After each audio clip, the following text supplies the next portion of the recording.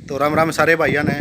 तो भाई कई दिन से जो अपना यूट्यूब पर जो मैटर चला हुआ था, तो उसमें आज मंजीत भाई हमारे पास आए हैं। हमने जो रोहतक का जो टाइम दिया था वहाँ पे चलो इनकी कुछ जो कि फैमिली में कुछ दिक्कत हो गई थी, किसी ने बताया था कि एक भाई डेथ हो गई, तो इसलिए वो आ नहीं पाए थे। तो आज ये गांव टटोली के अंदर आए हैं और मोनवीर कुंडू भाई हैं यहाँ पर, आप इनको देख सकते हैं। और अमन भाई हैं, मंजीत भाई हैं और प्रवीण भाई हैं अम्बाड़ा से। तो जो मैटर जो कई दिन से उठा हुआ था, पब्लिक भी काफ़ी परेशान थी उस मैटर से, और तो उसका जो आज सॉल्यूशन हो चुका है। तो उसके बारे में हम जो मोनवीर भाई हैं उनसे पूछेंगे, तो अमन भाई हैं उनसे पूछेंगे। तो मोनवीर भाई यहाँ पे जो कि पंचायत बैठी थी आपके गांव के अंदर, तो क्या कुछ फैसला लिया गया है उसके बारे में बताएं। एक मिनट रुको। सबसे पहले तो मेरे देशवासियों को मेरी तरफ से नमस्कार। और ये मैटर काफ़ी दिन से चला हुआ था, मेरी मंजीत भाई साहब से भी बात हो रही थी, नीलरुद अमन भाई साहब से भी बात हुई, और काफ़ी जो नाम लिए थे उनसे भी बात हुई थी। तो इसमें सबसे ज़्यादा तो मेन मैटर था भैंस चेंजिंग का। हाँ। जो अमन भाई साहब है, इनकी सबसे बड़ी प्रॉब्लम चल रही थी, आज वो सोल्व हो चुकी है। ठीक ठीक। और इनके आपस में जो वहाँ पे बैठ के हमारे वहाँ बात हुई थी वो समझौता हो गया है। और मंजीत भाई साहब ने अमन भाई साहब को 35,000 रुपये देने की बात कह दी है, और इनका अब वो समझौता हो चुका है, अब उसमें कोई नहीं है। और देखो ये है कि यूट्यूब चैनल है, ये सारे कितने भी चैनल है, ये परिवार है, और परिवार में थोड़ी बहुत तालमेल खराब हो जाती है। और आगे से मैं सभी को ये कहना चाहूँगा, जो हमारे 200-250 किलोमीटर के एरिया के आदमी है, वो अपनी 2 टाइम चुवाई करके ले सकते हैं भैंसों को। ठीक ठीक। और इसके ऊपर आपने तो किसी चैनल वालों के, जैसे अनिल भाई साहब है, अनिल रुद्र भाई साहब को बार बार फोन करके, भाई साहब उसने मेरे साथ ये धोखा कर दिया, उस धोखे वो खुद जवाबदार होंगे, कोई किसी का जवाबदार नहीं होगा आगे से। ठीक ठीक। और ये प्रॉब्लम आज सोल्व हो चुकी है, इसमें आगे कोई भी कहीं भी न तो भाई साहब ये अनिल रुद्र के चैनल पे आपको मंजीत यादव की सुनाई देगी, और न मंजीत यादव के चैनल पे अनिल रुद्र के बारे में कुछ सुनाई देगी। सभी इनमें प्रेम भावना की है, जो वो अपने साथ ही रहेंगे। ठीक। तो काफ़ी अच्छी जानकारी दी है भाई ने। जो और एक्टिव फार्मर वाले जो सुरेंद्र भाई हैं उनसे भी बात हुई है, वो भी इस पंचायत का हिस्सा बने थे, फ़ोन से बातें हुई थी। तो अच्छा डिसीजन लिया है जो अमन भाई मंजीत भाई ने बोला कि भाई अगर मेरे से कुछ गलती हुई है तो मैं इनको जो 35,000 रुपये हैं, 1,25,000 रुपये में वो भैंस गई थी, और 90,000 रुपये में वो भैंस इनको छोड़ दिए, तो लगभग 35,000 रुपये वापस करने का जो कि इन्होंने बताया कि 35,000 रुपये कर देंगे। तो जो टाइम है वो सोमवार का टाइम दिया है मंजीत भाई ने, तो सोमवार को इनके अकाउंट में 35,000 रुपये तो वो डलवा दिए जाएंगे। तो सर और कुछ बोलना चाहेंगे? सर मैं तो यही कहूँगा, थोड़ा पब्लिक को अपने ऊपर, जो हमारे यहाँ से बाहर भैंसें जाती हैं 400 किलोमीटर से ऊपर की भैंसें जो लगाते हैं, तो उनके लिए मैं खास तौर पर वहाँ मंजीत यादव भाई है, जो ये अपना 1-2 भैंसों की सेल परचेज का काम करते हैं। ज़्यादा काम तो करते नहीं, लेकिन कम मात्रा में करते हैं, कितना भी करते हैं। इनको भी ये जो हमारे पास नहीं आते उनके पास हम पैसे भेजते, तो कम से कम हम अपने पास से 4 टाइम उसकी मिल्किंग करके और जब आगे भेजिए। और जो हमारे पास आते हैं वो शाम को खाली करके भैंस सुबह मिल्किंग करके उसको भैंस को पास करके ले जा सकते हैं। ठीक ठीक। ठीक है। और एक बात सबसे बड़ी मैं ये बता सकता हूँ, अगर हमारे हरियाणा में 20 लीटर दूध निकाल रही है, तो वो भैंस इंडिया के किसी कोने में जाके 20 लीटर दूध नहीं निकालेगी, 18 लीटर पे स्टॉक कर देगी वो। ठीक ठीक। ठीक है। नेक्स्ट ईयर अगले ब्यात पे वो चाहे 22 लीटर निकाल दो, लेकिन उस ब्यात पे नहीं निकाल सकती। 1000 किलोमीटर जाके वो ट्रैवलिंग करके वो दूध नहीं निकाल सकता पशु।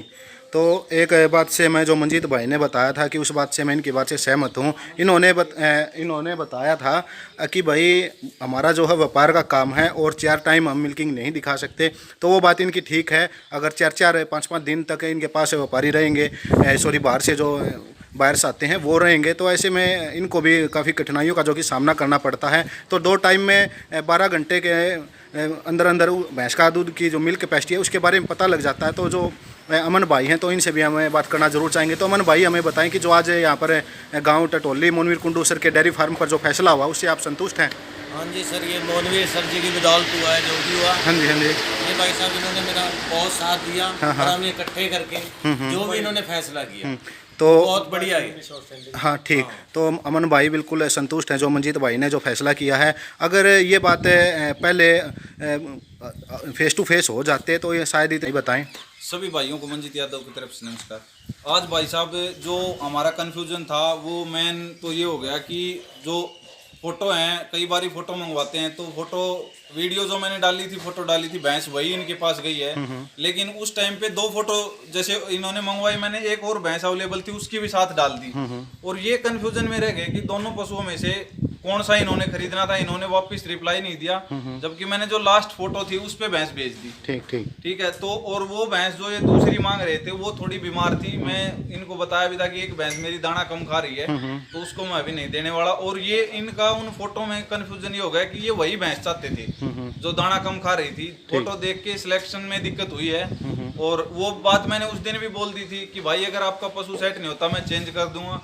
उस दिन कंफ्यूजन ये हो गया कि ये बोले कि आपके वहां से भैंस लोड कर दो। तो अगर कोई ऑल इंडिया के अंदर व्यापारी है जो एक भैंस बेच चुका है और दूसरी भैंस अगर लोड करके बेचता कभी नहीं बेचेगा, वहां से अगर भैंस वापस आती है तो हम चेंज करते। किसी का भाई एक पैसा है वो ठगीबाजी का नहीं है। और हमारा रह गया बिजनेस। अगर हम कितनी भी सच्चाई बोलेगा व्यापारी और दूध बेचने वाला कभी सच्चा नहीं होता, क्योंकि वो अगर हर चीज क्लियर देगा ना उसके बाद भी उसके ऊपर डाउट रहेगा।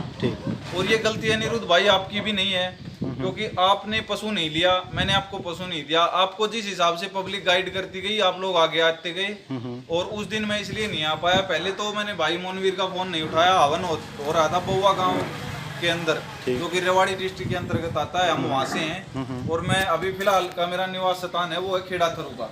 तो हम अपनी पुरानी जो कुल भूमि है वहाँ जाते हैं, इसलिए मैं हवन के ऊपर उस टाइम फोन नहीं उठाया। और बाद में किसी कारणवश किसी रिश्तेदारी में कोई बुजुर्ग की डेथ हो गई थी, वहाँ चले गए थे। मेरी भाई से बात भी हुई थी और मैंने बताया भी था। और अगर एक बात और कहना चाहूंगा, हमारे पास अगर कोई आता है तो हम शाम को 5 बजे भैंस को खाली करें, सुबह 5 बजे दूध देख लेगा, वो दूध है वो क्लियर है।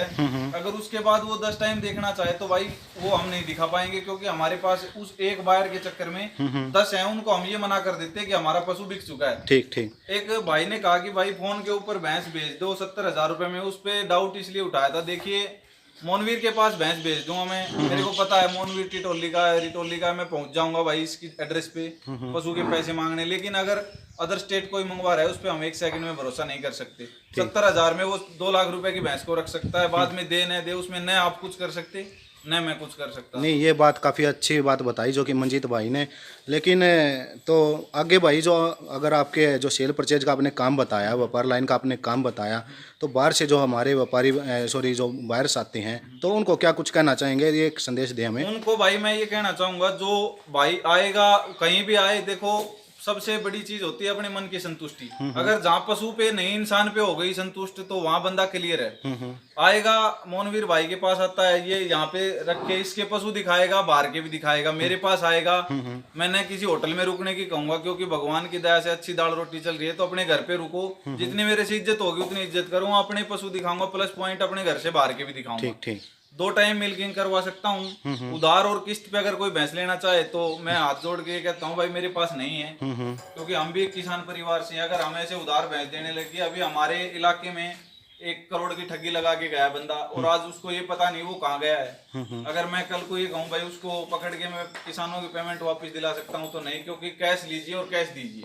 ठीक। तो एक बात और मैं अपनी इस वीडियोज के माध्यम से आपको अपने जो मेरे व्यूवर्स हैं और बाहर से जो इस वीडियो को देखेंगे उनको बोलना चाहूँगा कि कोई भी हमारा भाई भड़काऊ मैसेज कमेंट ना करें।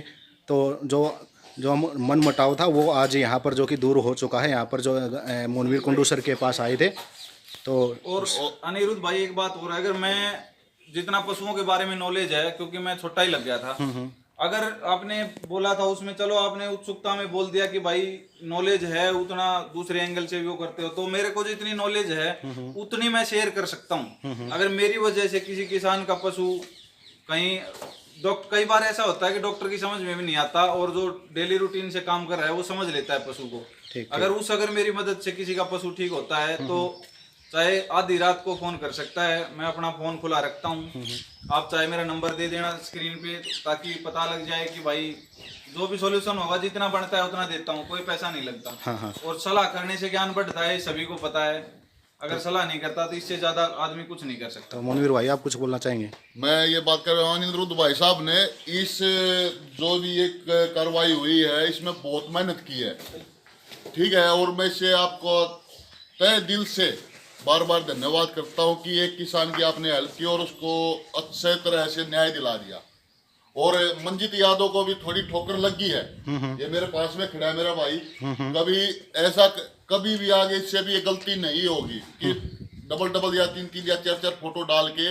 और उसमें ये अपनी जगह ठीक था, अमन भाई साहब अपनी जगह ठीक थे, मंजीत अनिल रुद्र अपनी जगह ठीक थे, सारे अपनी जगह ठीक थे, लेकिन वो फोटो 3-4 डालने में वो गड़बड़ हो गई थी। अब आज उसका सॉल्यूशन हो गया। कभी भी किसी चैनल पे भी इसके बारे में कभी कोई मैटर नहीं होगा। ठीक है सर, तो आज की वीडियो में सिर्फ इतना ही। सभी भाइयों का